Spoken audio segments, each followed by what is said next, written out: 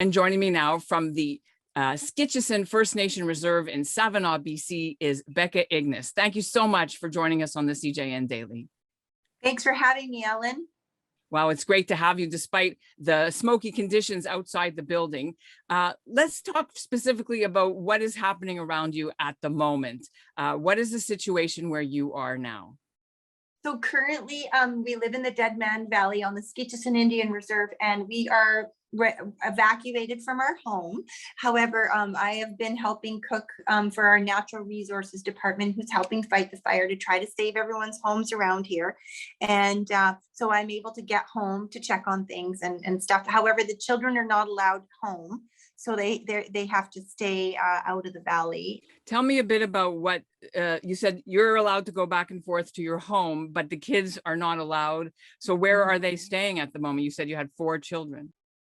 Yeah, so 2 of the children still live at home, and but so right now on evacuation we have animals. So we have horses and cows and goats and dogs and cats. And so we went to it's about 20-minute drive away to a local ranch. We took our horse trailer, which has a living quarters in it, like it's like camperized. So it has everything we need: a shower, a stove, a fridge, beds, and all that. But it also carries 4 horses in the back. So we are living in that at my friend's ranch near Cache Creek right now. So, yeah. And how long has that been going on? We've been gone since July the 2nd. So almost a month. Now, you said the smoke is bad. It's not just from one fire. It's from you're surrounded by fires. I counted earlier when I looked at the BC Wildfire website, there's like a dozen fires in the whole general area north and south of where you are. We are definitely surrounded by fires. Yes, it is not. It's not easy to breathe when you go outside. It really affects like your lungs and your throat. And I feel myself like hacking, like I've been smoking, and I don't smoke. So it's not really very healthy to be in the outside right now, for sure. However, where we are evacuated, it's smoky in the mornings where we're staying, but in the afternoons and evenings it clears up and we're actually able to ride our horses. So it's like one very lucky thing. Now, the community where you live with your husband, it's a very small community west of Kamloops. Describe, the conditions there. How are they keeping the buildings from igniting or damaged? Because, people know about the Lytton fire, which raised the community, but they don't really know about any of the other communities in terms of in the news, right? So what's your community doing to stay, damp and moist or whatever it does?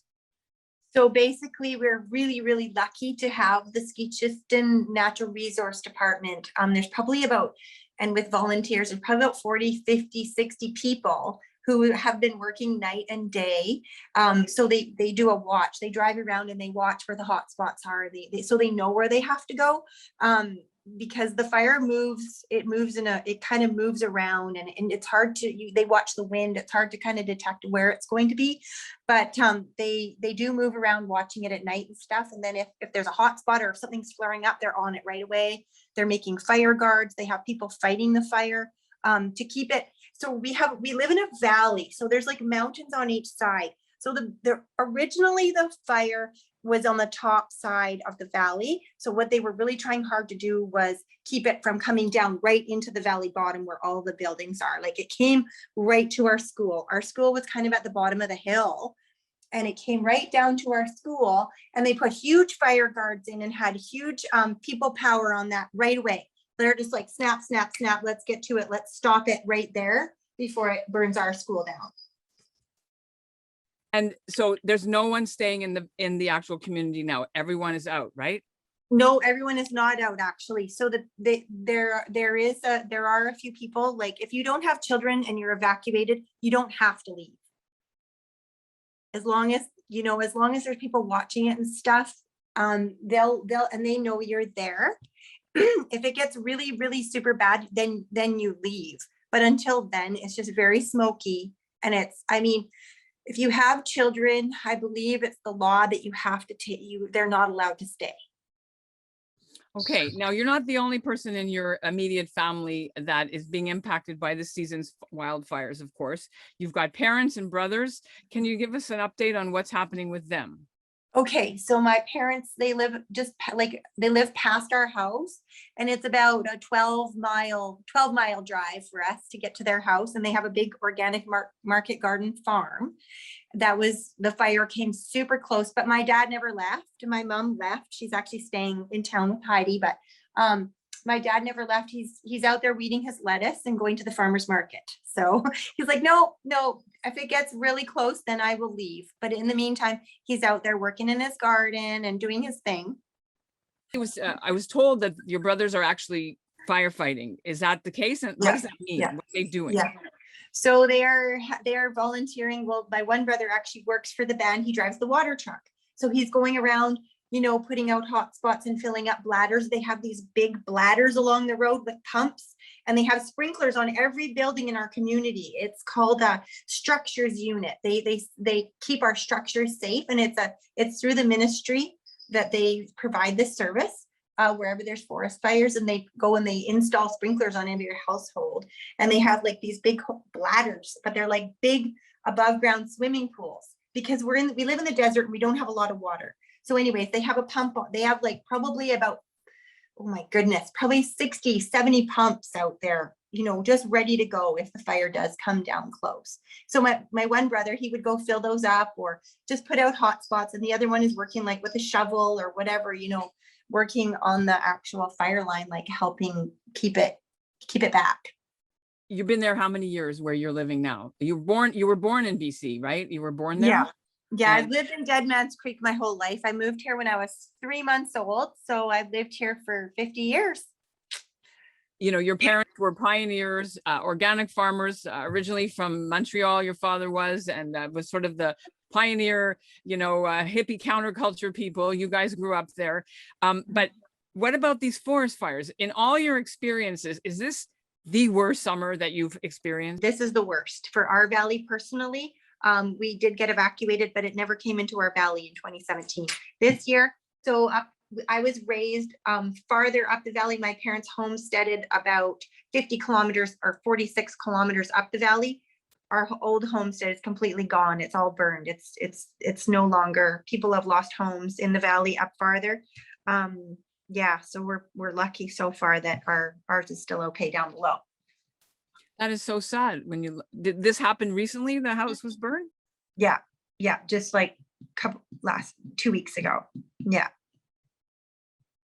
So is there any thought of you all moving into Kamloops, into the, Coast Hotel where everybody else is? Or, why did you decide not to go there? Oh, I have animals and I kind of need to be with my animals. So the last time when I got evacuated, I also had to stay with my animals. We have they need a lot of care, and I don't want someone else to have to look after them. So we just went to our friends. They offered their place and we're like, okay, sure. They all have their own pens and it's really great. So we're very lucky. Yeah. How many animals are we talking about? And it's all horses only? We have 4 horses, 2 cows, 2 goats, 2 dogs, and 3 cats. Yeah. And there's one right with you. There's one right with me. She kind of has to go everywhere. She's my little lap dog. Yeah. So what is it that you want people who are listening to understand about what this experience is like for you now? Because nobody who's not living through it could actually understand. There's no place like home.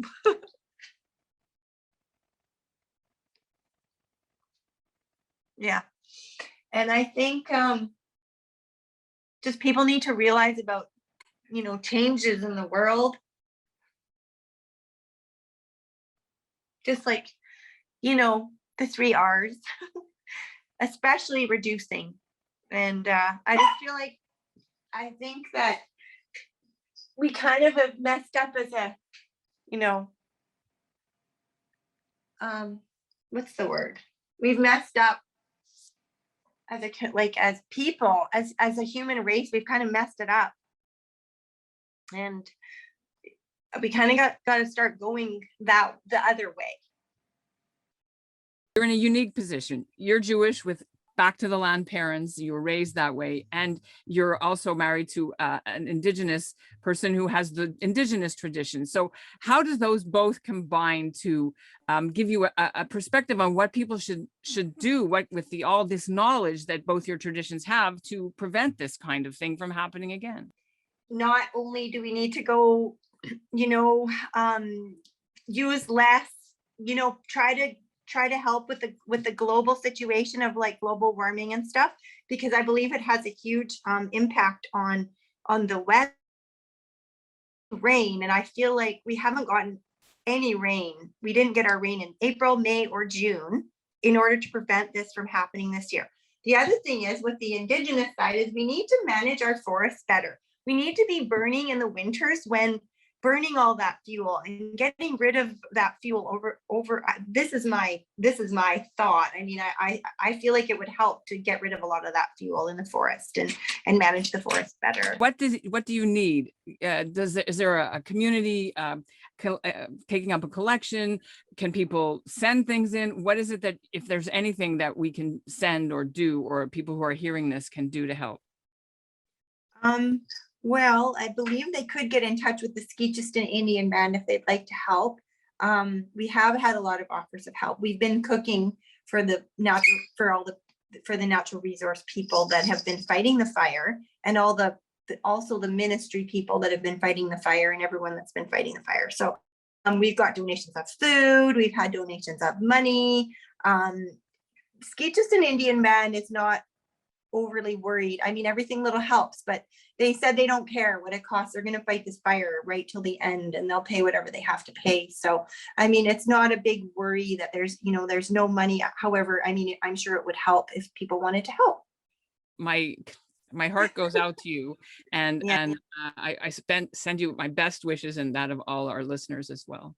Thanks, Ellen.